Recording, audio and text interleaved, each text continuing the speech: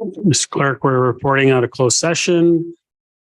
One item, 4.1, Aurora Historical Society request update.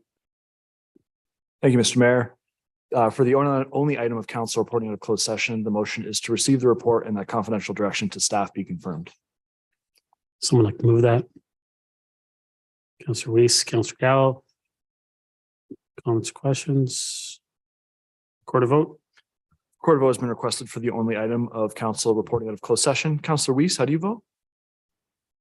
Councillor Weiss votes yes. Councillor Kim? Yes. Councillor Kim votes yes. Councillor Gallo? Yes. Councillor Gallo votes yes. Councillor Gardner is not online. Councillor Gilliland? Councillor Gilliland votes yes. Councillor Thompson? Yes.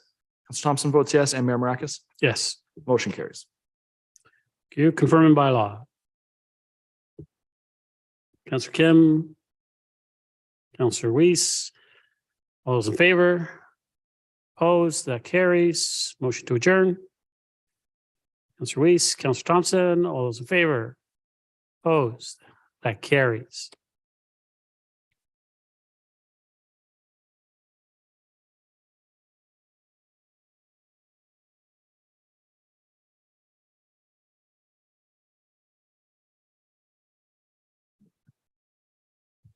Good evening, everyone. Mr. Clerk, it is 7:01 p.m. on Tuesday, May 2nd, 2023. I'd like to call this general committee meeting to order. The town of Aurora acknowledges that the Anishinaabe lands on which we live and work are the traditional and treaty territories of the Chippewas of Georgina Island, as well as many other nations whose presence here continues to this day. As the closest First Nations community to Aurora, we recognize the special relationship the Chippewas have with the lands and waters of this territory. They are the water protectors and environmental stewards of these lands, and as municipality, we join them in these responsibilities. We further acknowledge that Aurora is part of the treaty lands of the Mississaugas and Chippewas, recognized through Treaty Number 13, as well as the Williams Treaty of 1923. A shared understanding of how the rich cultural heritage has had existed for centuries, and how our collective past brought us here where we are today, will help us to walk together into a better future. Can I please get a motion to approve the agenda as circulated with the amended items? Councillor Gilliland, Councillor Thompson, all those in favor? Opposed? That's carried. Thank you. Are there any declarations of pecuniary interest? Seeing none, we have one community presentation. Camile. Thank you very much. Welcome. And you have 5 minutes. Great. Thank you so much. Thanks for having me on this call. My name is Camile Garzon. I'm the manager of fund development at Margaret Bahen Hospice and Doane Hospice. Margaret Bahen Hospice is a 10-bed residential hospice where we provide end-of-life care to individuals from Aurora and other parts of York Region. Doane Hospice is our community hospice that provides social work, group programs, and art therapy to individuals who are diagnosed with a life-threatening illness or through navigation of their grief and bereavement journey. We do receive government funding to cover our nursing and PSW staff salaries, but rely heavily on support from the community to fill a gap of about $750,000 each year. And this covers our operational costs for things such as food, electricity, volunteer programs, and other areas that make our hospice feel like a home away from home. We are fortunate to receive support from families and different foundations, but we do rely on our special events, such as our Hike for Hospice, to fill that fundraising gap. Hike for Hospice is one of our annual events that brings families together to hike in honor or in memory of their loved ones, and as a general support of all of the hospice programs and services that we provide to the community. This year's hike is taking place at Fairy Lake Park in Newmarket on May 13th. And our participants will hike and then take part in a barbecue, followed by some other activities to engage families. I'm hoping today that council members will be able to support our hike by sharing our event information to your connections over social media as a way of spreading the word of our event. And I'd be happy to answer any questions at this time. Thank you. Thank you very much. Could I get a motion to receive the presentation, please? Councillor Kim, Councillor Gilliland, any comments or questions?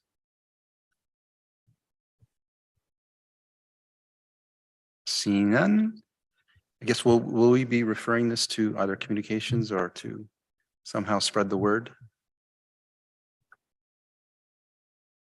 So I can provide you with social media content as well as images to that you can use and select whichever you prefer.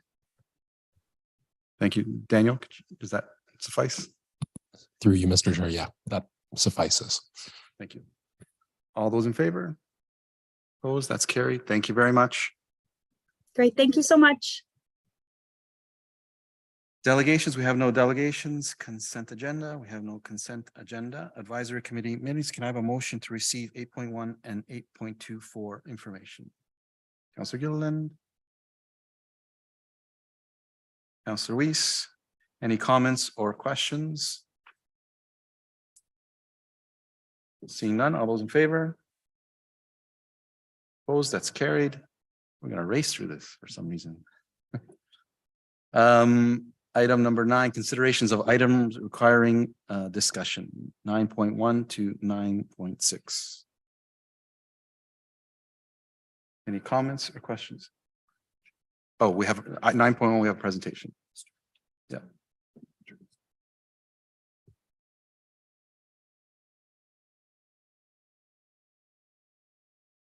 Raise this.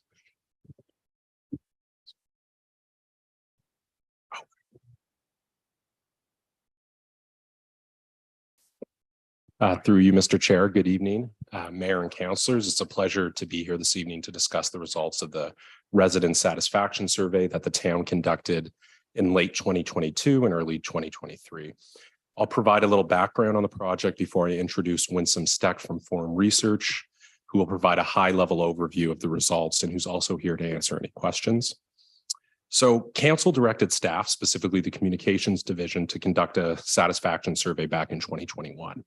However, due to the pandemic, the survey was postponed until 2022.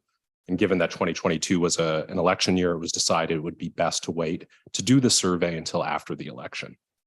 In August of last year, I sent out an informal request for a proposal to leading national public opinion polling firms and subsequently selected Forum Research to conduct the survey on our behalf because of their vast experience conducting municipal surveys.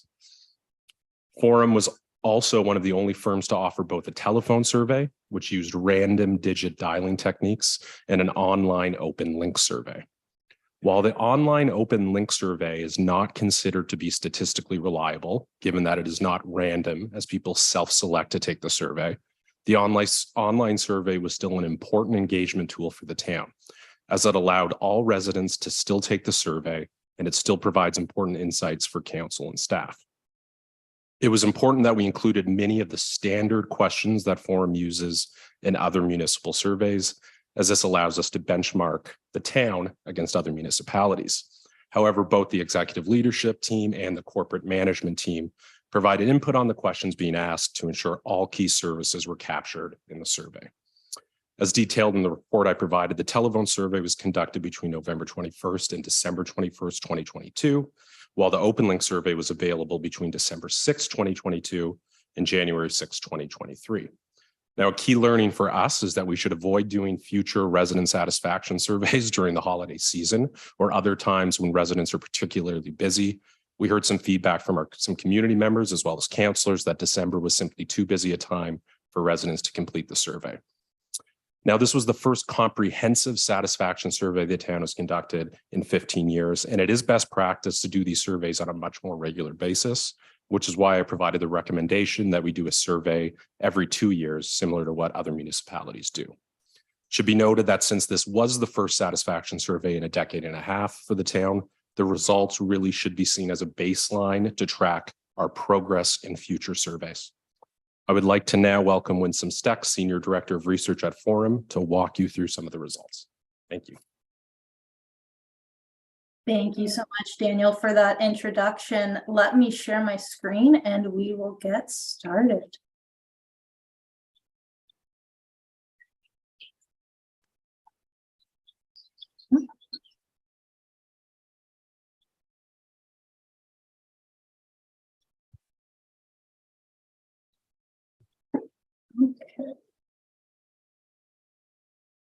Perfect. Okay, so thank you again so much for having me today, Chair and members of Council. We have a lot of good findings to get through, so I'm just going to get started here.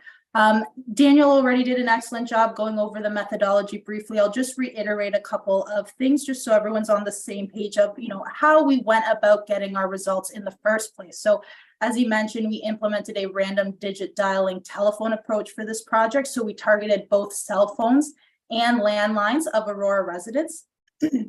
And through that methodology, we achieved a total of 800 completes over a month of fieldwork this past late fall and early winter, and that gives us a margin of error of 3.46%.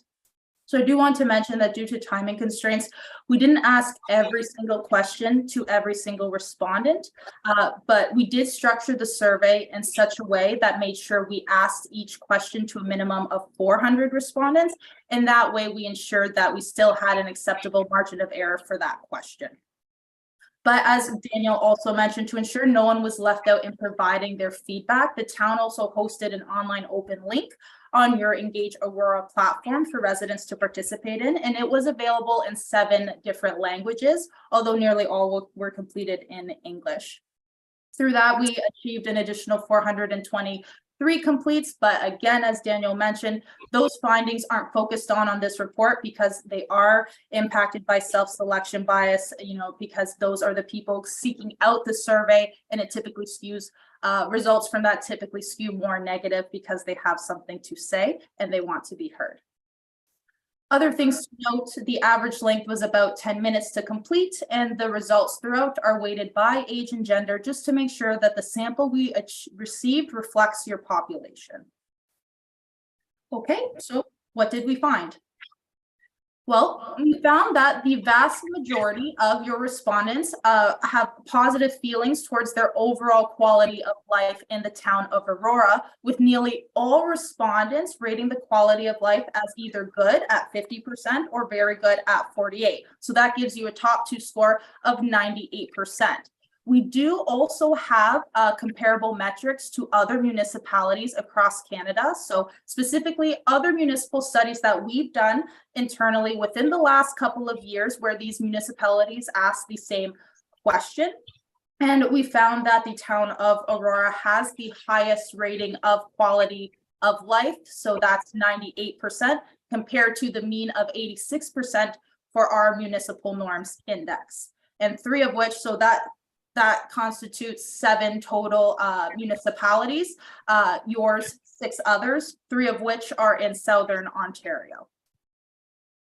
Okay, so on to Net Promoter Score, and this assesses the willingness of residents to promote Aurora.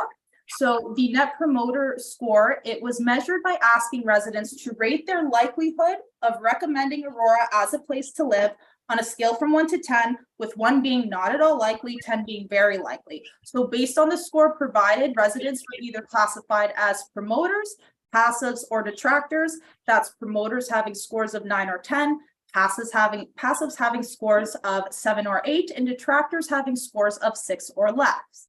So Net Promoter Score, it's calculated by subtracting the detractors from the promoters, which provides a net score for the proportion of residents promoting Aurora. And what we found was that a positive Net Promoter Score of 19, and that indicates that residents are more likely to say they would recommend the town as a place to live to a friend or colleague than say that they would not. And again, we have some comparable metrics to the municipal benchmark. And what that showed was that this score of 19, that kind of trumps the mean of 6.6 for our norms index. Okay, moving on to top of mind issues, we asked respondents, in your opinion, what is the single most important issue facing the town of Aurora today? And we found that about 1 in 5 provide mentions of development or loss of green space. 18% or about the same proportion also provided responses surrounding housing, specifically lack of affordable housing. Other top of mind issues, not as great as development, loss of green space, or housing, but still important to consider are mentions around infrastructure, taxes, and road congestion, traffic, and traffic lights. There's also a similar proportion to those latter three of people saying that they just didn't know what a top of mind issue was, and another similar proportion saying nothing at all. They couldn't think of a top of mind issue. Moving on to quality of services, we asked respondents to rate their level of satisfaction with the services provided by the town. So this is in general. We're going to get into the nitty-gritties after this slide. What we found looking at your top two score is that over 9 in 10 respondents indicated that they were satisfied with the delivery of services provided by the town. We do have a metric to compare to other municipalities, and again, the town of Aurora has the highest rating of satisfaction with services, so that's your 92% compared to the mean of 80%. So now, when it came to rating levels of satisfaction on individual services, we found that overall respondents were satisfied with all 11 services we provided to them. But it does, of course, the top 2% does depend on the type of service. So it ranges from 74% for roads and sidewalk maintenance, all the way up to fire services at 99, as shown on the chart on the screen. So just to talk about this a little bit more, we can see that nearly all respondents surveyed are satisfied with fire services, and more than 9 in 10 are satisfied with all the other services on the screen, with the exception of 3, the last 3 we see there, which are bylaw and animal services. So that's a top 2 of 85%. So again, still high, but not the highest. Traffic management, which includes traffic calming, crosswalk signs, streets, and traffic signs, that's at 75%. And if you recall, traffic was also one of the top 5 issues flagged by respondents in a previous slide, so perhaps that's not surprising. And lastly, road and sidewalk maintenance, including snow removal, at 74. But I do want to reiterate that respondents are still satisfied with these categories overall. It's just the level of satisfaction differs depending on the service. Okay, so keeping all that in mind so far, we conducted a gap analysis, which basically determines how satisfied residents are with each of those 11 services we just went over and the impact that the services have on their overall service satisfaction. So as a result of the analysis, the services are distributed among the 4 key categories or columns you see on the screen, starting with the primary areas for improvement. So what this is there are services that have the highest impact on overall satisfaction, but they have lower individual satisfaction scores. So the analysis identifies that these services, they're the strongest drivers of satisfaction, the strongest drivers being bylaw and animal services and traffic management, traffic calming, street signs, and things along that nature. So if you can increase satisfaction in those areas specifically, that will have the largest impact on overall satisfaction with your services. But the other areas are still important to consider as well. So we have secondary areas for improvement. Those are services, they have a bit lower impact on overall satisfaction and also have lower individual satisfaction scores. So that's the road and sidewalk maintenance, including snow removal. So this should be a secondary area to focus on to improve satisfaction scores, but not as important as the primary areas. Then we have primary and secondary areas for maintenance. So primary areas for maintenance being services, they have a relatively high impact on overall satisfaction. And you're also doing quite good. They also have high individual satisfaction scores. So that's the accessibility of services and facilities, rec facilities, spaces and programming, things about waste collection, arts and cultural offerings. So the focus here is to maintain your current levels of service satisfaction. And then moving on to our last area, secondary areas for maintenance. So these services, they have a lower impact on overall satisfaction and high overall individual satisfaction scores. So that's your water and wastewater management, availability of online services, fire services, parks, green spaces, and multi-use trails. So again, just like the primary areas for maintenance, your focus here should just be to maintain current satisfaction levels. Okay, moving on, we asked respondents in the last 12 months, have you interacted with the town of Aurora in any way? And what we found is that just over half of respondents surveyed said that they did. And of those who have, respondents have mostly done so. So what was the reason? To request a service or a permit, or to file a complaint or report a problem, also to find information or to sign up for town programs. So that's the reason why they contacted you. And the most popular method of contacting you, at least for the last time that they contacted you, was through telephone, 33%, but to a lesser extent, email was also a popular method, as well as in person, either at town hall or another town facility. So still focusing on those subset of people who have interacted with you this past year, what we found is that overall, over 8 and 10, 82%, they're satisfied with the service they received from their most recent interaction. Okay, now when it comes to finding information about the town, over half say that they most often do so through your website. And other specified methods of finding information were just some general mentions of the internet, online, and web search, some social media, or local newspapers. A small proportion of those who answered this question also indicated that they don't seek out information at all, so that's only 2%. So next, we wanted to understand their preferences when it came to both contacting the town, whether that be for advice, information, or to inquire about a service, and then also receiving information from the town. How do they want to receive that? So the blue bars indicate how they want to receive, while the green indicates how they want to contact. And what we found is that email, that's the most preferred method for receiving information.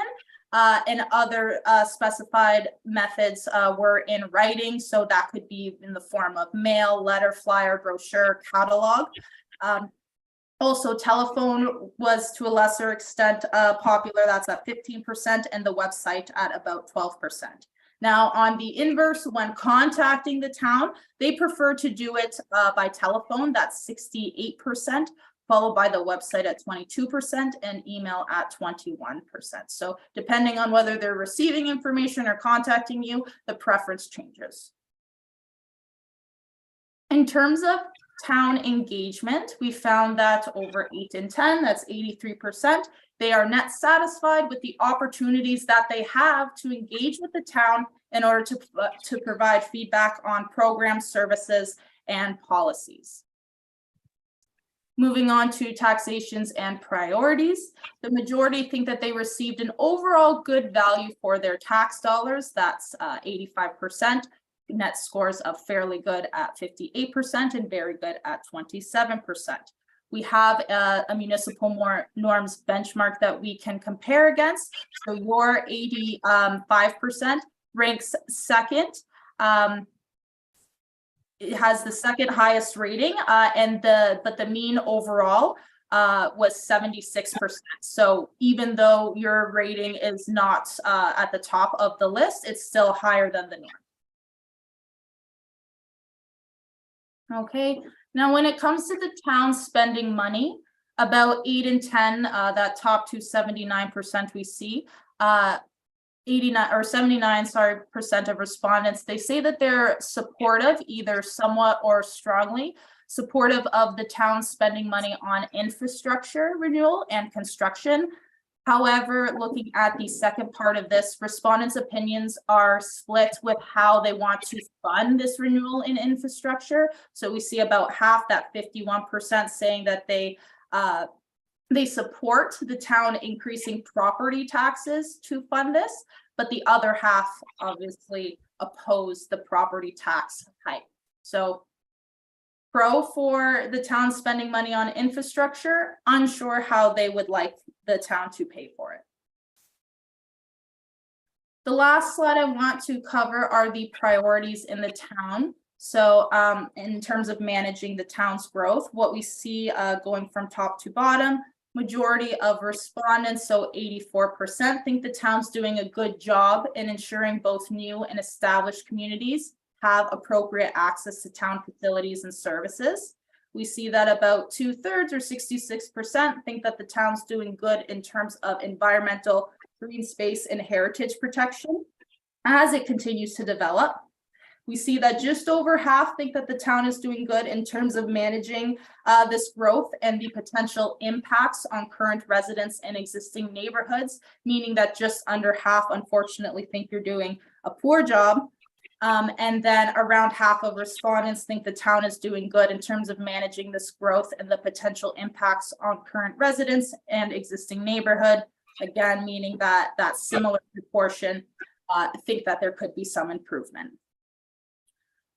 So basically, just to recap, nearly all your residents indicate that the quality of life is very good. Majority would recommend you as a place to live to a friend or colleague. They're satisfied with many services that the town provides, and overall, they're satisfied with their opportunities for engagement, and they think that they receive a pretty good value for their tax dollars. However, there's obviously some top of mind issues like the development and loss of green space, some lack of affordable housing that concern residents. We also talked about how they support the town spending money on infrastructure, but don't know if they would prefer that it comes from their property taxes. And they think that the town could do a little bit of a better job with managing growth and ensuring a good mix of housing type options for residents. So I'll pause it there and happy to open the floor for any questions you may have. Thank you, Winsome. Can I get someone to put the staff recommendation on the floor, please? Councillor Gardner, second. Councillor Weiss. Any comments or questions?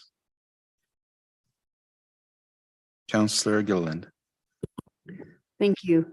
Through you, Deputy Mayor Gallo, to the consultant. Thank you very much for the report. It was very interesting, all the detail in there, and it really covered a lot of stuff. I was curious, though, how you determined that fairly good or somewhat satisfied and decided to put that in the top 2 bucket. I think Canadians are very nice, and I think we should pay attention to that grade a little differently than lumping it in the top 2 as an overall grade. And I was just kind of wondering your mythology there. Ms. Winsome. Yes, through you, Chair, to Councillor Gillen. Yeah, these are just some standard scales that we ask. They're tried and true and asked for any municipal research that we do. And we typically use bipolar balance scales. So they have just as much opportunity to rate something positive as they do negative. And these typically work well, and they're not very, they don't really pose a cognitive burden to respondents when answering the question. So they're very friendly. I see what you mean in terms of, lumping these scores as a top 2. Again, that's just industry practice. However, you could dive into the results and really understand, okay, yes, top 2, but maybe, it is like, if top 2 is 50%, if 40% are only somewhat satisfied and 10% are very satisfied, that really tells you that, there is some room for improvement, because only 10% are extremely satisfied. So you can definitely read between the lines there and look more into the unnetted scores in order to determine what you should prioritize. I hope that answers your question. Thank you. Yeah, I get what you were trying to achieve there. Personally, I'm looking at the data. It looked like there was a lot in that light green area. So to me, that would tell me that, perhaps we have a lot of B minuses. If I were to grade it A, B, C, D, as opposed to looking at, like, for instance, the priorities in town about establishing both new and established communities. 62% were, fairly good. 23% was very good, but then we have an overall score of 84%. And it just, to me, the perception of that really isn't true. I would perhaps maybe give it a grade and say that's a B minus, and to kind of look at the overall arching, you have your more like your maintenance and your improvement. I kind of get those 2 buckets. It kind of gives you that idea of where your low hanging fruit is of, here's what we're doing that's good, but needs improvement. And seeing that B minus column versus that top 84%, it just, to me, just is a little bit misleading. So I don't know if that's something that, working down in the future, that's something we could see. I think it'd be easier for us to kind of calculate, because it does appear that we do fall or majority of successes in that light green area. So that's just some of my feedback. There was a question here you had on the survey through Councillor Gallo, the reasons for interaction. And one of the questions was to find information, but then you had one that was don't know. And I really don't know if you could explain if there's really a difference in that, because you already have an other, then you have don't know, and then you have to find information, and obviously a whole myriad of other things. But to me, it's such a generalized term, and yet it does represent 4%. If you were to put that in the find information, that really does change where that sits in the category. Ms. Steck? Councillor Gillen, just to confirm, are you referring to question 12, how you most often find information? Reasons for interaction. Reasons for interaction. Let me just pull that up.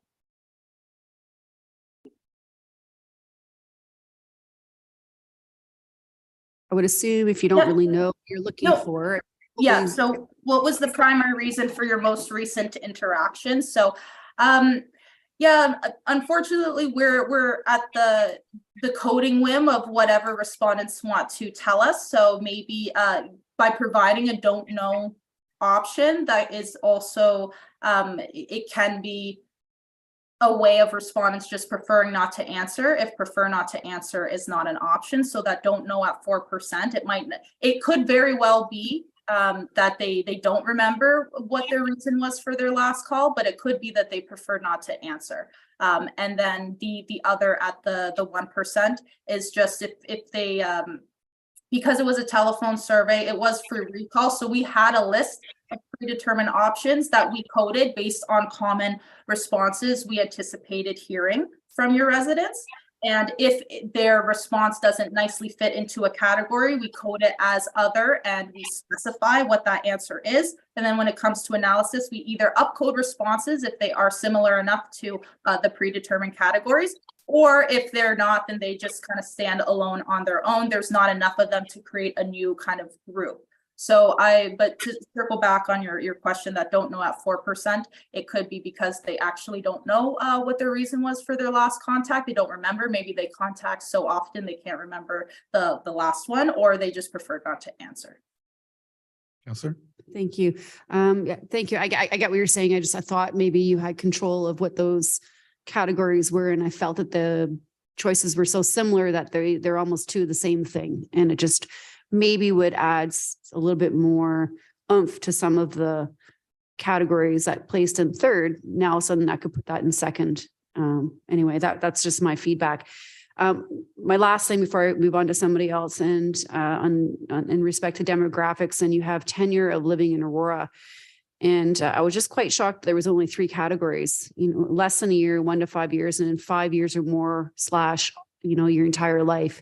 And I kind of felt like there should be another bracket kind of in between there, saying you've born and raised and been your entire life versus 5 years, I think is a real huge gap as far as, how long you've lived in Aurora. And I'm just curious as to why we didn't offer something that, maybe it was, 10 years or more, 15 years or more, or something or other. Ms. Steck? Chair through to Councillor Gillen. It's possible on the survey, we might have broken this out a bit further and just lumped these categories together. I would have to check, but I suppose the reasoning being here is that there is a difference between people who have, just moved there recently, between 1 and 5 years. And then we made the assumption that, if they've lived there for more than 5 years, then they're kind of a seasoned Aurora resident, if you will. I do agree that, someone who was born and raised there and, is there up until old age, that might be a very different experience than those who have just lived there for about 7 years. So I do see your point there, and perhaps in future surveys, if it is not broken out further, that's definitely some data that we can capture more granular. Great, yeah, thanks. I would personally like to see a greater breakdown.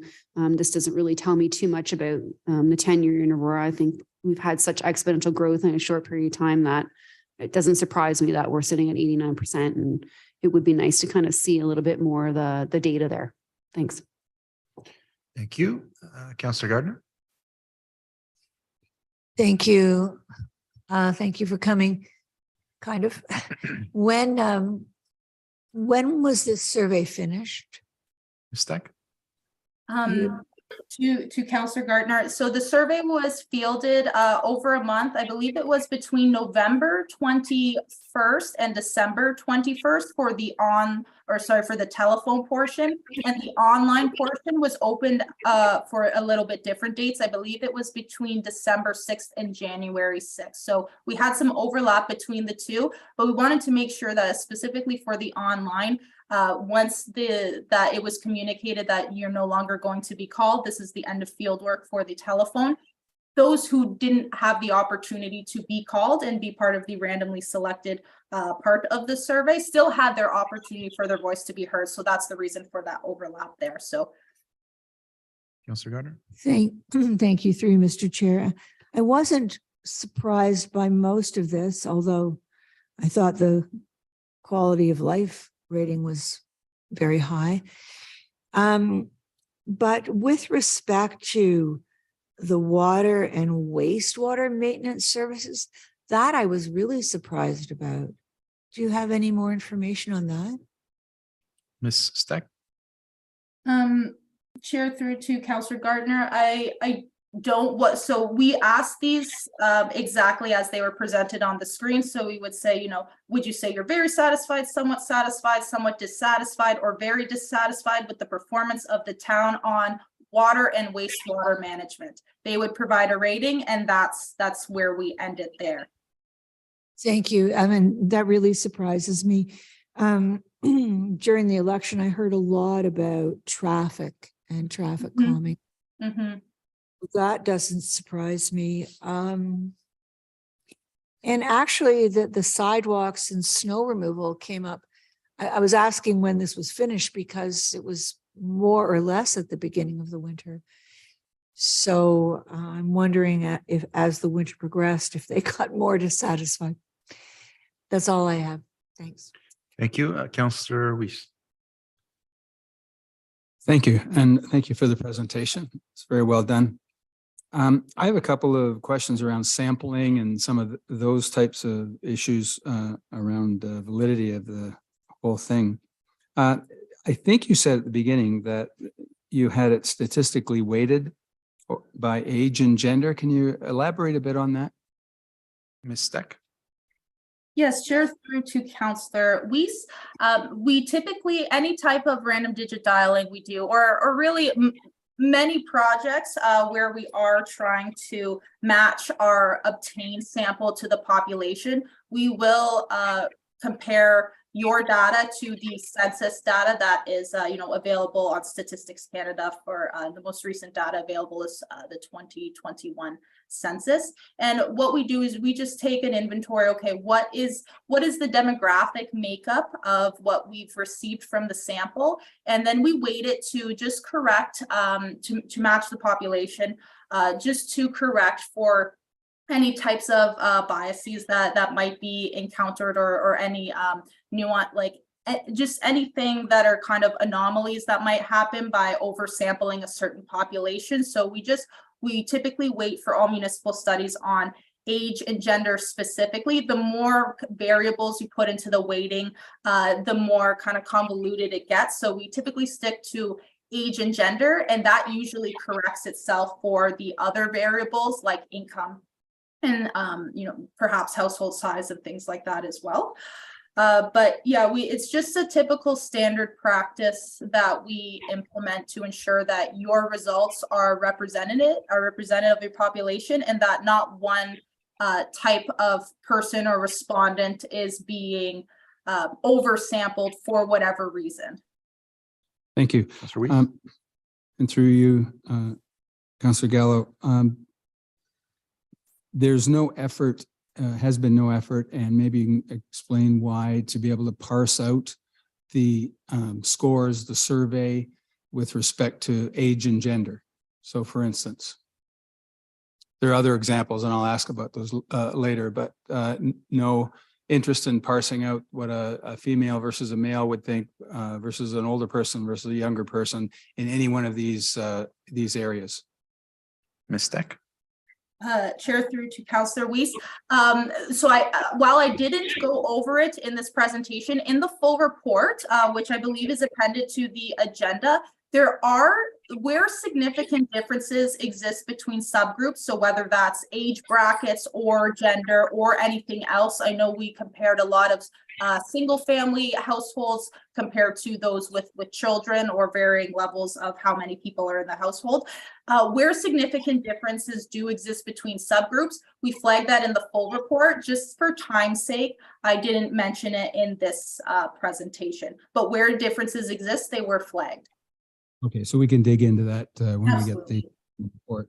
And probably a similar one, in your priorities in town, you have ensuring both new and established communities have appropriate access to town facilities and services. Mm-hmm. And I see in your demographics, you've identified whether someone is white, Asian, et cetera.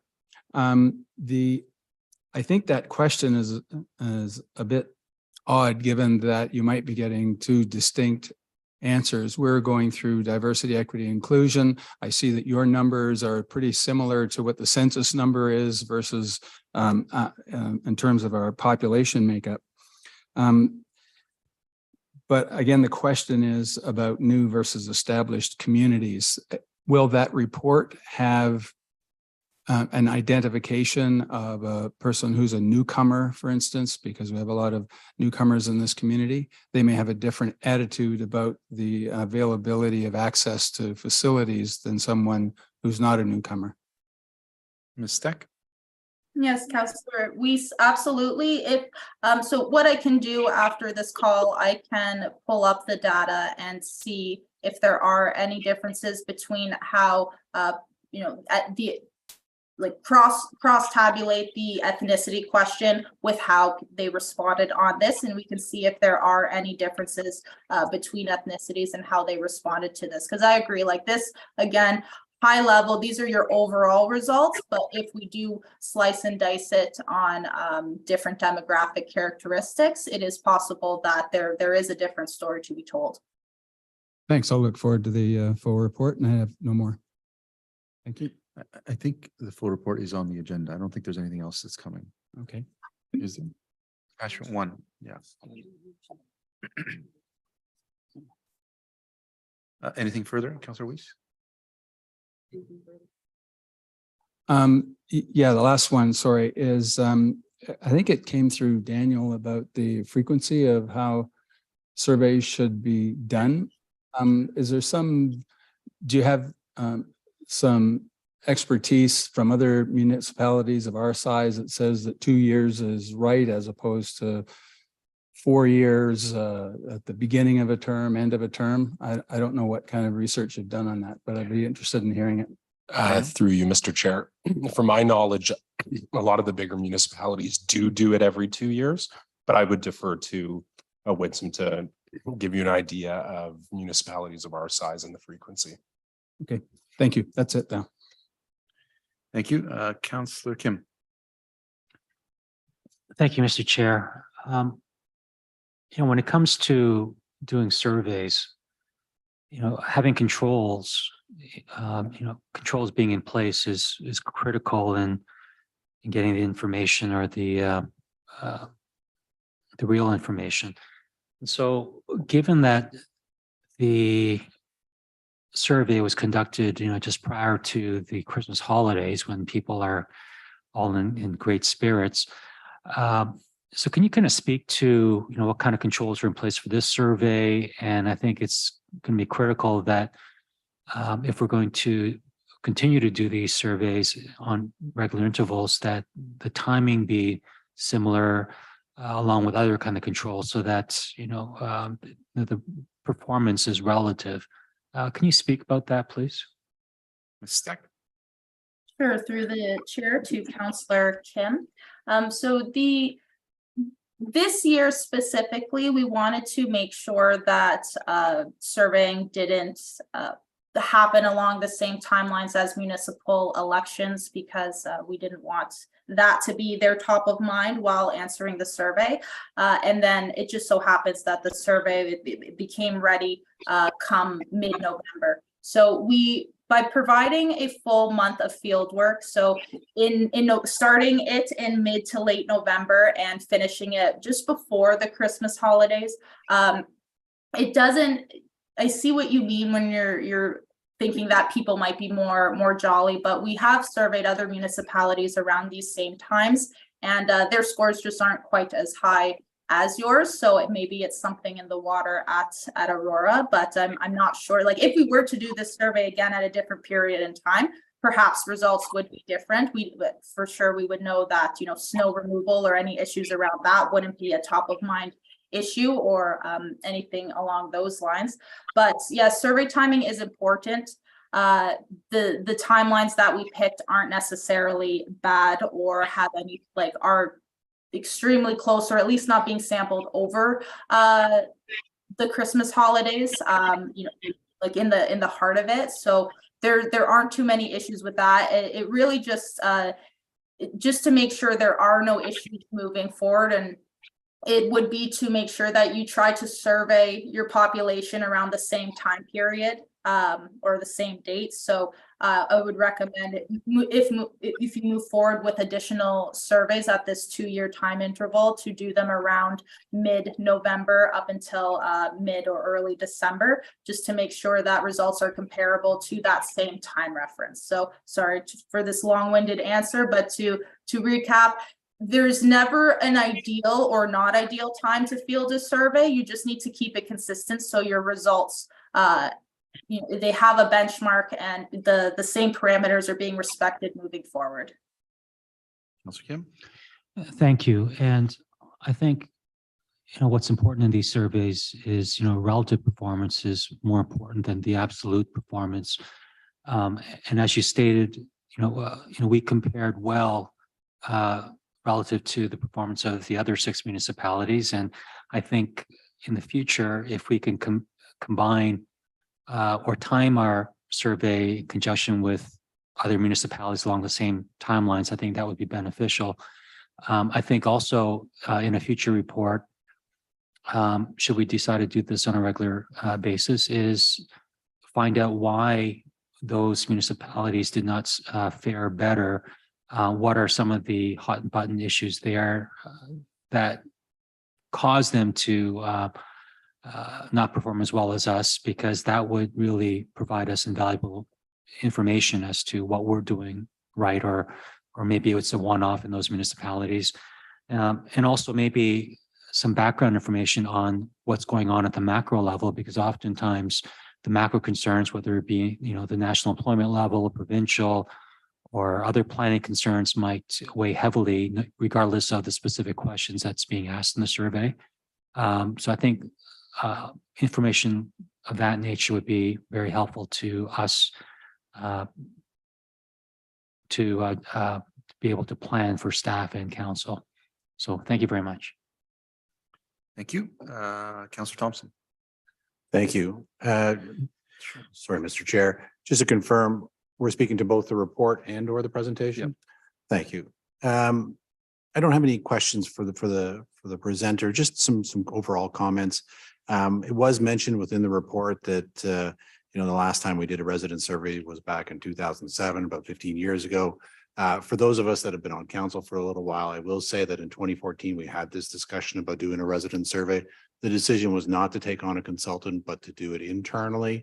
And it was split up into various parts. We did a communication survey, which part of it was the same questions that you saw tonight, whereby we went out to residents and specifically asked, how would you like the town to communicate to you, and how are you receiving that information?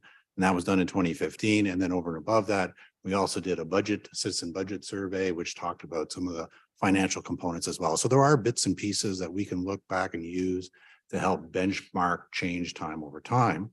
But aside from that, and I've said this in the past, is that going out and getting periodic results from the residents, is helpful. But at the same time, We have residents in our facilities every single day. I don't know why we don't just set up kiosks and try and solicit feedback from them on an ongoing basis. While the residents are there watching their kids swim or play hockey or whatever, they could also perhaps engage and provide us ongoing feedback about how the town's doing with regards to programs and services and whatever else we want to be able to communicate and interact with them and get information from. So while I understand the part of the motion is to do this resident survey every 2 years, I still would like to see us advocate to see kiosks or things put into our facilities so that we can seek feedback from our residents on every chance we get. That's it. Thank you. Councillor Gilliland. Thank you. I appreciate that history, Councillor Thompson, because I did actually want to ask about that because we did make mention that it's been so long that we've had one of these, but then to Councillor Wee's point, we are looking at doing this every 2 years, and I don't know at what capacity. So through you, Mr. Chair, to Daniel, is this request to have staff direct resident survey every 2 years with a consultant, or is this just getting regular feedback in general? Because there are no budgetary things that are listed here. Every 2 years might be a little aggressive. If we are outsourcing this, we have done this internally on bits and pieces, as Councillor Thompson said. So I'm just curious as to kind of that direction of that request. Through you, Mr. Chair. It doesn't have to be every 2 years, but I don't think we can compare doing our own surveys with what a leading national polling firm can do. These are statistically valid surveys as opposed to self-selected surveys that residents are coming up to a kiosk. That's feedback, and that's important feedback, but these are results that we can benchmark against other municipalities. And it, from my understanding, from the research that I've done, many do it on a 2-year basis, but that could certainly be lengthened out to 3 years or 4 years. But I would have to talk with Winsome offline to see what her recommendation would be, or she can make a recommendation now. Thank you. And, I think we've done pretty good so far for the last 14, 15 years without reaching out and spending all this extra dollars on that as well. And I want to be at least fiscally responsible and knowing that we're doing a due part. We've done a lot internally in-house, and maybe we should be looking at maybe every term and seeing how we've done through a term, through a resident survey, and also making that comparative with municipalities our size. I did notice in the report that all the comparators seem to be rather large municipalities, like main towns like Edmonton and Calgary and major cities versus a small town of our size. And maybe what we're doing in conjunction with this is only required every four years. So I do like adding the kiosk and little drips and drab that we could add on an internal basis. At this time, 2 years just seems aggressive. I don't even have a budget. Is there a budget that's been presented through you, Mr. Chair? Daniel? Well, I can tell you the budget for this survey, but I don't have a budget for upcoming surveys because I don't know when those will be. So by approving this, if I may, are we approving a budget for future next 2 years for this? Is that what we're being asked to vote on? To Mr. Chair, to Mr. CAO, maybe? Mr. Nanarosny? Through you, Mr. Chair. So by approving that recommendation, we would just include it in the appropriate budget for that year, and we'd bring it to your attention then. So you'd have another chance prior to budget to approve it, or as part of the budget process, I should say, to approve it. Okay. Councilor? Okay. I just kind of would like to know, like, the comparators. I just think it's a little aggressive considering we haven't done it in 15 years, and maybe every term is sufficient with our independent internal. That's kind of where I sit right now. I'll leave it at that. Thank you. Any other comments or questions? Seeing none, all those in favor? Opposed? We're voting. You want to separate the two?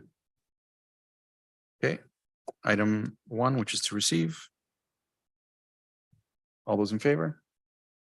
Opposed? That's carried. 2, which is to include a 2-year satisfaction survey. All those in favor? Opposed?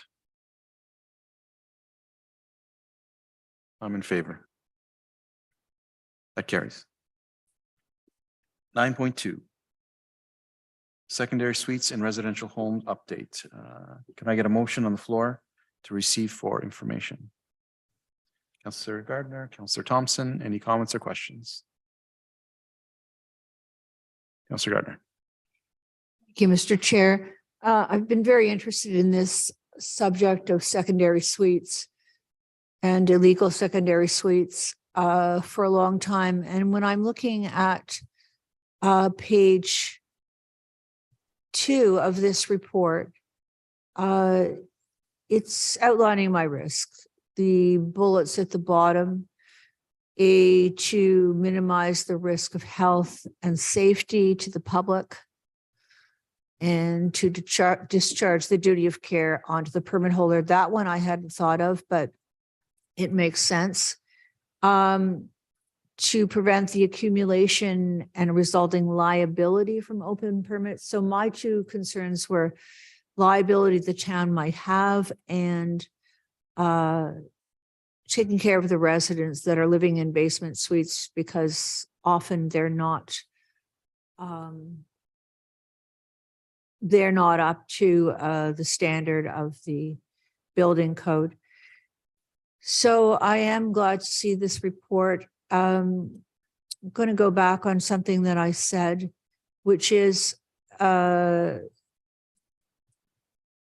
why would we leave this? The building code says we are leaving this up to the residents who've taken out permits to come back to us and set up their inspection dates. But I'm not sure, is it to Mr. Minot, my questions, or is Mr. Jean? Oh, Mr. Jean is there. Yep. Thank you. Through you, Mr. Chair, to Mr. Jean. Mr. Jean, there's nothing from preventing us for taking a more active role with respect to ensuring that the inspections are done instead of waiting for the permit holders to come back to us. Mr. Jean? Yes, through you, Mr. Chair. The building code is explicit in that it is up to an applicant or the owner to call for inspections for their building permit. However, what we have instituted back in 2020 was a program we called it an Adjournment permit program, where it applies not only to secondary suites but to all building permits, where we would make attempts to contact the owner and attempt to finalize the building permits to, again, eliminate the liability against the municipality. Thank you. I don't see in the report that there's a timeline to resolve. In this case, we have 16 outstanding issues. Is there a red flag that the building department has when somebody comes and takes a permit and they don't come back to us within 3 months or 6 months? Is there a way to red flag those and then we do the follow-up? Mr. Jean? Again, through you, Mr. Chair. In most municipalities, all except for 4 that I found, and they're all large municipalities like Toronto, Markham, Guelph, and I can't remember the third one. But they specifically have designated staff, which their only function is to deal with open permits. Most other municipalities, again, I can't speak for all of them, I'm not sure. They probably have some kind of hybrid system where they have some method of bringing back open permits. In our particular case, like I said earlier, in 2020, we attempted to put a dormant permit system in where open permits would be brought up, and we would try to bring them up monthly, and then put a list out for our building inspectors to go and attempt to reach out to these people or the applicants to finalize the permit. If we are unable to reach it, our goal was to provide an email to them stating that your permit's been open. Please make contact with us so we can close them. But with regards to your question, Councillor, no, we don't have a specific time frame to do that. With regard, well, there's two things. The permits before 2013, I'm really not going to talk about those, but you can see how long it's taken us to resolve those. And I believe you said in the report, those are resolved. On page 5, it says that in approximately 9 years, 146 permits were issued. So if you average it out, that's 16 permits a year. I know it would differ from year to year, but that wouldn't be too onerous for staff to have a system where things are red flagged and then they follow up. That's comment. I'd like to see that done. Also, I noticed that on page 5, half of the complaints were dismissed. I found that very curious. What reasons would half of the complaints be considered not valid? Mr. John? Again, through you, Mr. Chair, I believe it's on page 4 of the report where we list the complaints that we've received regarding secondary suites back to 2013, and based on these numbers, only 5 of these complaints have not been dealt with satisfactorily, and all of them have been prior to 2019. They have been completed. Now, how the complaints are done is the inspector would notify or would go to the site, knock on a door, ask that we've received a complaint with regards to an illegal secondary suite on the site, and they would perform an inspection. And in many of the instances, in fact, I think based on page 4, 78 of the 157 complaints were not valid, in that there was no secondary suite in there at all. And currently there are 5 that are outstanding, mainly because we can't get any access to the suite. And those are from 1 in 2020, 1 in 2021, and 1 in 2019, and 2 in 2022 as of August. Mr. Gardner? The success rate is of gaining access and completing it is 97%, which in my opinion is fairly good. Thank you. Back to my point of an averaging 16 in a year, to me that staff could easily follow up on those instead of waiting for the resident or the person who took out the permit to come back to us, because we are talking about safety issue and liability. I think 20% or 30 are not done yet. Am I correct on that? Mr. G? Again, through you, Mr. Chair, I believe of the 150, of the permits that that's complete. Of the permits that we've issued since 2013, 75% of these permits have been finalized and closed. 20% of them have not received their final inspections. And I personally have went through each one of those 20%. And the reason for not finalization is a number of issues. Paperwork hasn't been submitted by Electrical Safety Authority. They haven't properly put some fire separations in around the furnace rooms. But in all instances, of all the 20%, I found that the major life safety components, such as the smoke alarms, the egress windows, the exitings, they were all in place.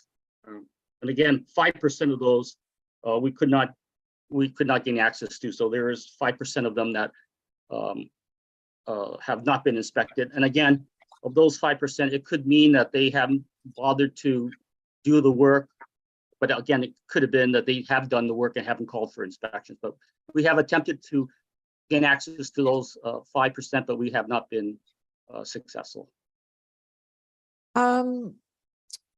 Thank you. On page 2, it says, one of the reasons you've established this new program is to exercise a reasonable standard of care in the duties of enforcing the Ontario Building Code. In our bylaw, it says that we must enforce that building code. So there's a disconnect there. How would you respond to the fact that our bylaw tasks us to have all of the basement apartments up to the fire code and the building code? Mr. Jean? Again, through you, Mr. Chair. Yes, that is true. The purpose of having a building department is to enforce the building code and to ensure that the all construction, not just secondary suites, but all types of construction in the town is complied with. However, like nothing is perfect. In many instances, we cannot gain access or we're refused access, and that in those cases, we use what they say a reasonable standard of care. And reasonable is we make every attempt, and if the applicant or the owners are unreasonable, then there's nothing we can really do. So I'm sorry, I'm not sure I understood. So in the other cases, the basement apartments are up to the building code standard? Mr. Jean? Like I said, as per my report, like 20, I think on page I think 5% of those secondary suites that we've issued, I can't say for sure whether or not they're up to code or not because we can't gain access. So, but the other 25% or 20%, like I said earlier, I have reviewed each notes for each one, and while they are not 100% up to building code, the major life safety issues are in place, and the remaining 75% have been closed and are safe.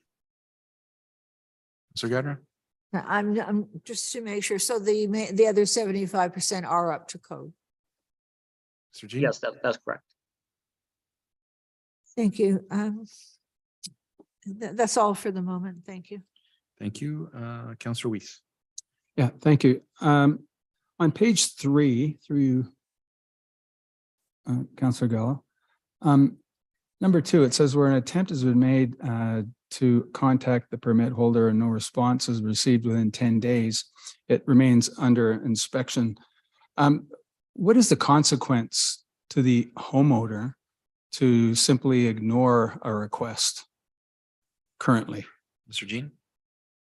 And through you, Mr. Chair,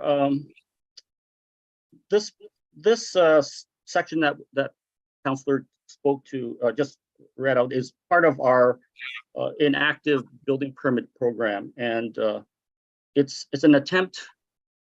Our program is an attempt to close out as many building permits as possible. We're not talking about secondary suites only, but all types of permits, decks, garages, additions, finishing of basements. It's an attempt to close out these permits, and if an applicant is absolutely unwilling to let us enter a building to inspect, again, our hands are tied, short of us getting a search warrant. But it's an attempt to close out these permits, and then by having these attempts, they basically minimize the liability against the municipality. Councillor Weiss? Thank you. And likewise, in the last paragraph, you said if an owner fails to respond to the inspection request within 30 days, that a written letter be sent to the owner, period. Could you give me an idea of what is in that letter? Mr. Jean? Basically, the letter would be, again, to you, Mr. Chair, basically the letter would state the reasons we wish to inspect the property, to close it out, and please make all attempts to make attempts to contact our office so that we can finalize so we can schedule a finalized inspection for the specific permit. Okay. I'll leave the next bit under new business, I guess, because I think we have a problem with registering these places. We only have 400 people or properties that are registered in our entire community. And so I think there's a problem with registration and inspection and a few other things that we just don't have the policies in place for. So I'll bring that up under new business. Thank you. Thank you, Mr. G. Any other comments? Councillor Gardner. Thank you, Mr. Chair. I know that I believe that as any staffing in the building department doesn't come off the tax levy. And I know that there's a reserve fund. So personally, what I'd like to see is somebody to be in charge of the permits and to be watching them on a 3-month basis and then a 6-month basis, to just leave these permits outstanding. And I don't know if we go by and verify, it's quite possible that a lot of these homes with permits are being used for second suites. I know there are a lot being used for second suites that don't come in for permits, but some way for us to establish if they're being used as second suites. It's, again, we're coming back to the idea of safety, the important component of safety and liability to the town. So I think that what you put forward is certainly an advancement, but I think more needs to be done to ensure that we can get these places inspected. And perhaps the only way is to be the squeaky wheel. If we don't have any other, we can't charge them fines. We can't go in unless there's an issue of potential safety or fire safety. We have to do something. It's good for the town. It's good for the building department. It's certainly good for the people who live in these basement apartments to try and do whatever we can to figure out what the status inside the house is of properties that have taken out permits. I think it needs to go further, Mr. Jean. I know you've done a lot of work on this, and I also know, because I was here for the bylaw in 2010 and 2012, I know it's a very difficult area to supervise, but we have our residents, hopefully not, but potentially lives at risk. And I would appreciate any other suggestions you have that we could follow through on to make sure that we do better with this. Looking for an answer? I'm looking for an answer, or perhaps something for the council meeting. To me, it doesn't go far enough. And I know that everybody at this table has, well, I'm not sure everybody, but I would say the majority of people at this table have second suites in their neighborhoods, and suites that are not coming forward to ask for a permit, either because the owners don't know, or they don't want to know, or, they don't want to do the work. But I'm sorry, that's not good enough. We have a responsibility as a town to residents, whether they live in basements or in mansions. So I think it's affecting, certainly I know it's affecting 4 of the different wards and perhaps more.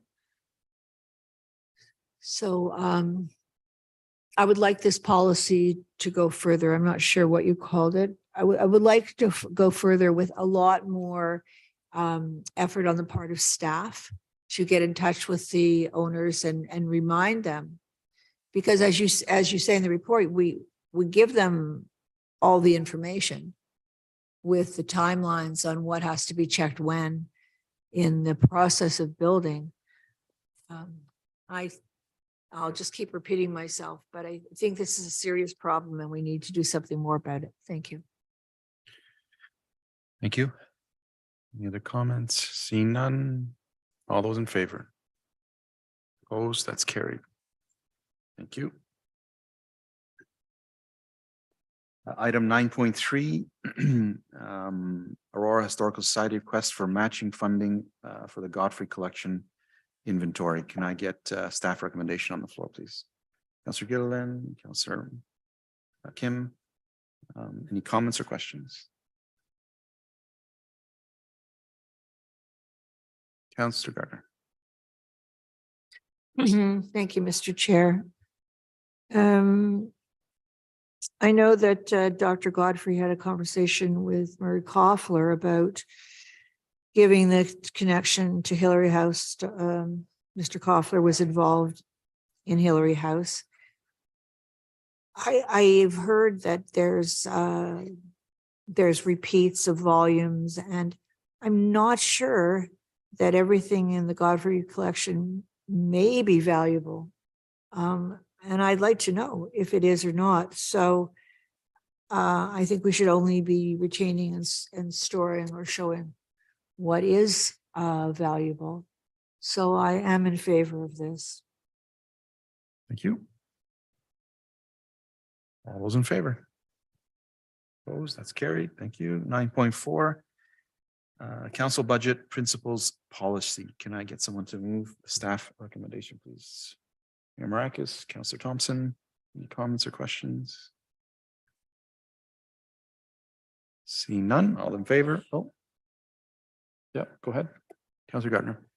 Through you to Ms. Wainwright Van Kessel. We're talking about the tax levies. I'm not sure if I know what maxiflation is. Maybe I didn't read it correctly, but why would we not go higher? Why have we not gone higher than 2% when we've had such huge inflation in the last few years? Doesn't it put the town at a disadvantage? Ms. Wainwright Van Kessel. Through you, Mr. Chair. So there's a few reasons. Staff do a very diligent job in looking for cost savings every year in which we do the budget. And we also look for other revenue opportunities because tax levy is not the only source of revenue to pay for the tax funded budget. There are user fees and other items as well. And we want to make sure that as cost for programs increase, that the fees that we're charging for those programs also increase as well accordingly. So that's part of the rates and fees bylaw that we have. And by doing this, we were able to keep the rate of the tax increase below inflation in this past year. Councillor Gardner. Thank you. It's the first time in 6 elections that I've spoken to people and taxes has not come up. It's the first complaint, which is very surprising considering many people have had a rough time of it. And it is a fine line between protecting the taxpayers and protecting the town. So I have some disagreement on that.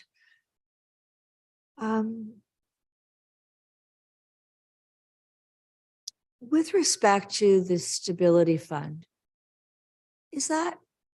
I always thought that was for when we had unforeseen things or things that come up that are going to take too big a hit on the taxpayer.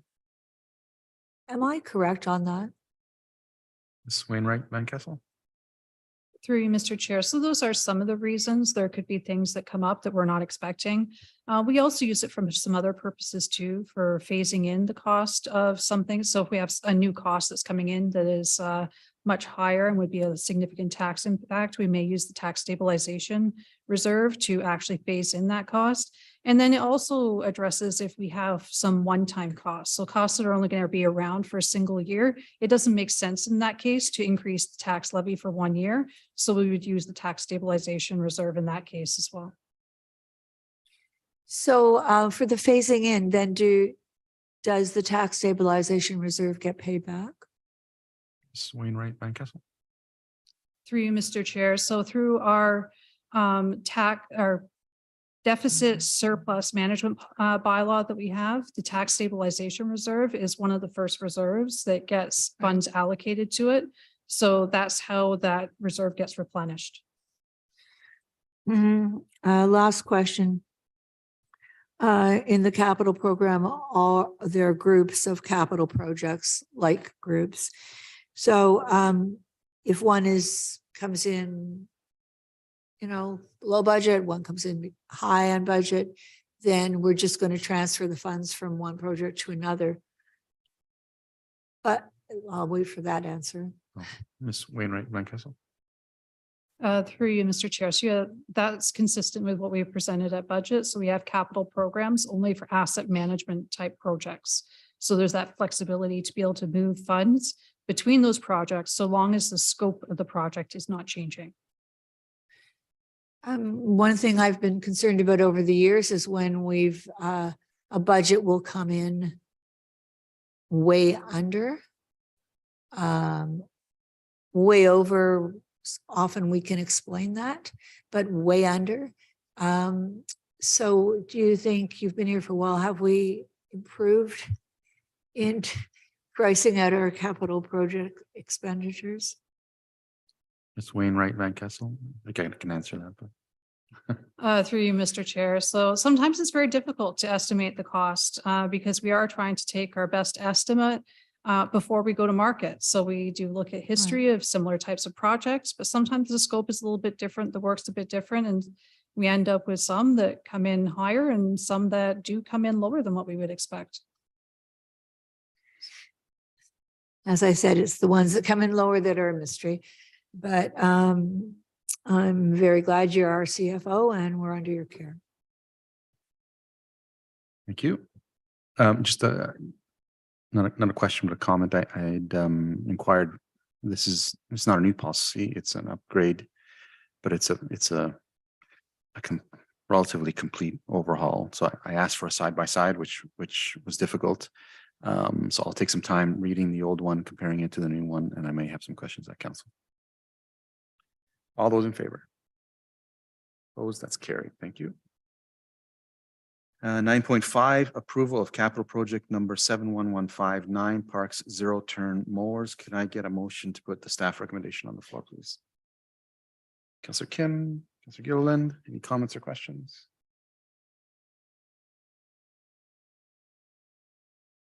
I have some questions, but I don't expect answers tonight, throughout the week or prior to council.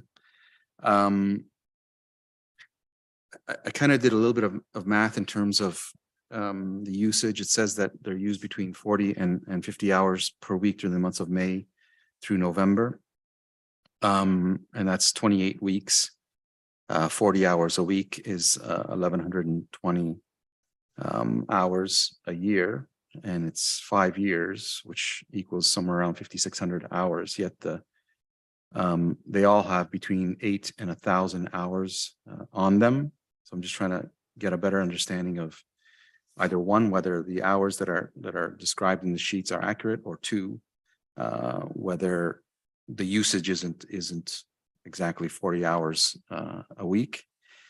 Also, just a better understanding of the resale value of them. It was, I think, between $4,000 and $6,000. That's indicated to put them, I guess, at auction and sell them.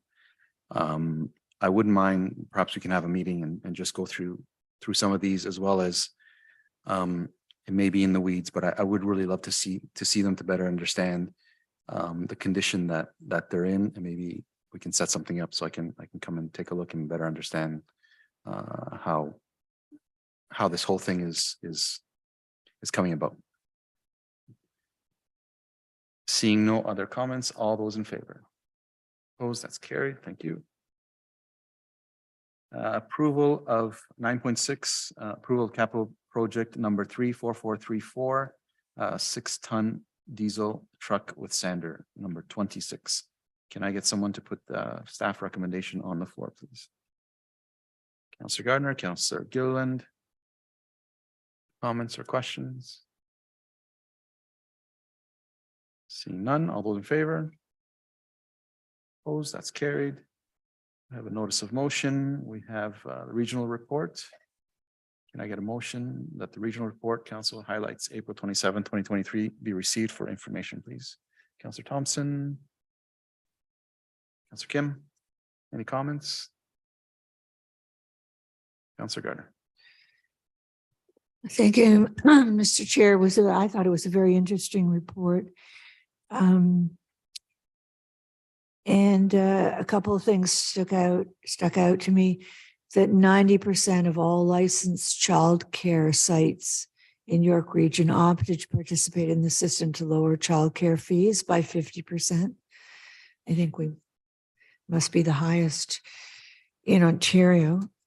And also, according to the 2021 census, York Region had growth in multi-unit homes, outpacing growth in single detached homes.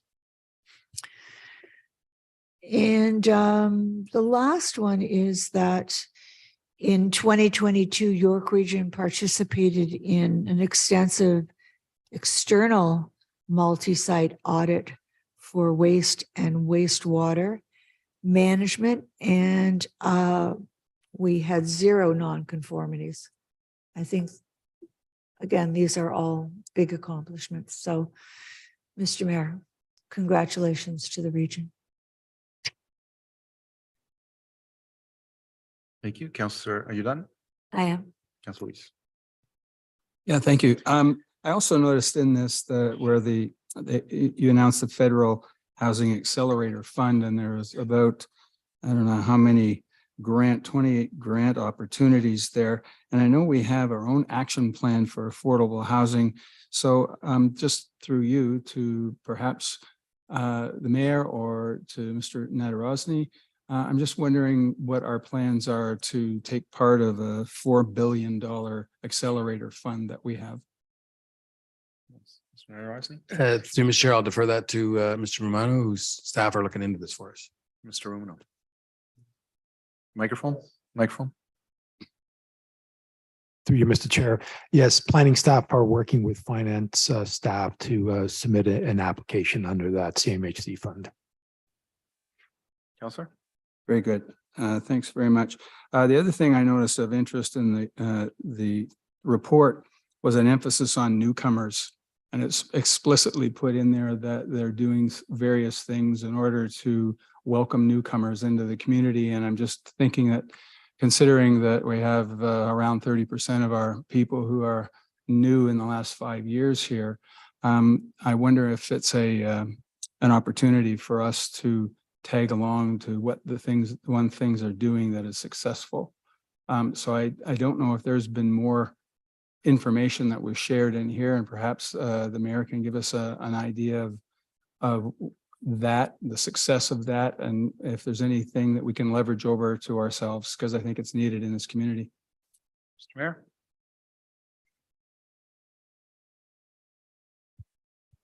Councillor Weiss, I'd be happy to provide more information on that. I can get a fulsome report for all of council on that. Great, thanks. All those in favor? Opposed? That's carried. Any new business? Starting to my left, Councillor Kim. Marcus. Mr. Thompson. Mr. Gardner. No. Mr. Gilman. Through you, Mr. Chair, to Mr. How do you say your last name? Batanti. Thank you. Sorry. Apologies. For our council, if you could provide the details of the budget of the resident survey and what that costs, that would be great, and before council. And also if you could provide comparators that are likewise towns, not cities, that would be very helpful as well. It really does help, I think, in our decision making, whether this is something we want to pursue every 2 years. I like to think as a politician, I should know what's going on in my own backyard. This was I just want to make a comment. I didn't really get a chance before, is that I felt that this really solidified and verified a lot of things I already felt that we kind of knew, but it does add a lot of concrete validity to it. And for me, I really want to ensure that, is this something that's going to be every 2 years going to bring something drastically new that we didn't know based on what we already kind of do behind the scenes. So if you could just provide that information between now and council, that would be great. Through you, Mr. Chair, absolutely. I'll look into it. Thank you. Councillor Weiss. My new business gets back to what I suggested about the secondary suites. And I think the problem that we have there is identification of where these secondary suites are, because there's only 400 that have identified as being registered. And I'd like to find out and do a little bit of work. And I assume that would be through Mr. Ramuno, but you can tell me differently about how to identify these numerous secondary suites that aren't even on our radar. The ones that we have on our radar are being managed through building permits, but the ones that aren't are the ones that probably have 10 times as many people at risk. And so I went to a municipal website about this whole registration issue, and it says that registration means responsible landlords and safe tenants. And I think that's what we're interested in here. So we need to work on something around getting the proper registrations done. I also spoke with the Central York Fire Services about this, and they gave me a number of ideas and activities that are happening in our neighbors to the north in particular about identifying these suites. So I'd like to share some of that information at the right time and put this forward as new business for another day and another time. The other one is a town square update. I'm hearing from people that they're getting a little excited about the town square and what's going to happen in terms of the management of it, the programs, the community access, and a variety of other things like that. I know we're talking about construction and when we may have a soft launch and we may have a real launch of it, and that's all great stuff. But I think what is being launched is now top of mind with many of our residents. And so I'm wondering through you, Councillor Gallo, to maybe Mrs. McDougall about an update of programming and services, community availability, et cetera. Is that possible? Who wants to take that? Ms. McDougall? Through you, Mr. Chair, certainly. We have a communication staff member that works quickly and closely with this project, who certainly can share with us and help me with some information to share with broader council and update. We have a web page that's active that has a lot of information on it, but we can certainly create a dedicated opportunity through a report. No problem. Great, I'd appreciate it. And I think our residents would too. Thank you. Thank you. Public service announcements. Why don't we start at this end? Councillor Weiss. National Public Works Week is May 20th to 27th. So all the people that work in our public works are going to be celebrated at that time. And I think National Access and Abilities is coming in May 28th to the first part of June. So I don't know if we have any plans to recognize that formally here, but both of those are important considerations. Thank you. Thank you. Councillor Gilliland, PSAs? No, Working. yet. Now it's on. Sorry, I didn't prepare my list, but just a quick shout out to the Hillary House. Oh, they're not here anymore, but it is National Museum Month of sorts. I think that's what they call it. And I just wanted to give a shout out to them and definitely go check out the place and explore the great heritage of our town. Thanks. Thank you. Councillor Gunner? So it's the second day of Youth Week. We raised the flag yesterday. It was very interesting. It was a little bit rainy and cold, and then the sun came out, and then about 5 minutes later it started to hail. So we got some good timing there. I didn't think of this and mention it on April the 12th. It was the International Day of Pink, which represents the fight for equality and acceptance for all. And I don't know, Mr. Mayor, if there would be any way to recognize that with a pink flag or, something, or maybe we wear pink. Through you, Mr. Chair, I think we could potentially do a proclamation. Maybe a little bit late for the flag, but we can do a proclamation. Oh, no, I mean for next. Oh, for year. next year, yeah, absolutely. We either, we'd certainly look Thank into you. it both for next year. I think one year Councillor Gallo and Mr. Mayor were quite pink. So I'd like to do that next year. Thank you. Thank you. Mr. Thompson? Mayor Marcus? Thank you, Mr. Chair. As Councillor Garner mentioned, I do want to wish all of our youth a happy National Youth Week, an important time to acknowledge the significant contributions youth make to our community. It was a pleasure joining the members of our Youth Engagement Committee as well as members of council Monday as we raised the flag, as Councillor Garner mentioned.